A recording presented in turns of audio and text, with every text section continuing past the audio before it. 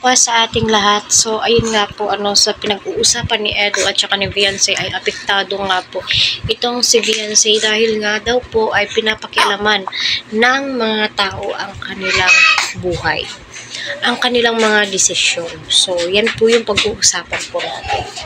Unang-una sa lahat, maraming pong salamat sa lahat ng Team EDSI na nakatune in sa aking channel, naglalahad ng kanilang mga or ine-express po nila ang kanilang sarili through sa pagko-comment po. Syempre, open book po.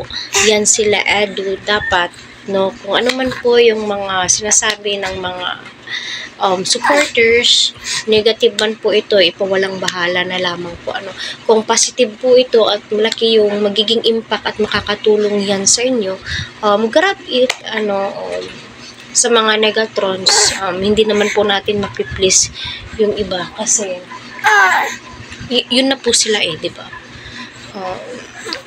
Nagbibigay po sila mga bad vibes, so hayaan na lamang po at wag na lang intindihin ika nga po So para sa akin din po patungkol nga po doon, hindi rin po maiiwasan na may magko-comments at magdidesisyon.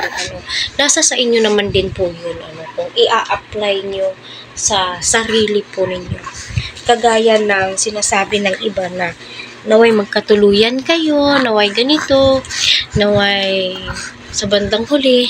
So, nasa sa inyo naman po yun. At nai-apply naman din po ni Edo. Kasi willing to wait naman po siya. At hindi naman po masisisi yung viewers kung bakit ganun mag-comments. Kasi nga, yun kasi yung nakikita nila. Kasi nagbibigay po ng assurance itong si Edo na willing to wait siya. Diba? Hindi naman po basta-basta magko-comments yung mga viewers. Kasi nasasabi nga daw po doon ay tila'y napipilit. Or hindi naman po sa salitang, hindi naman po yun yung gusto ipalahad.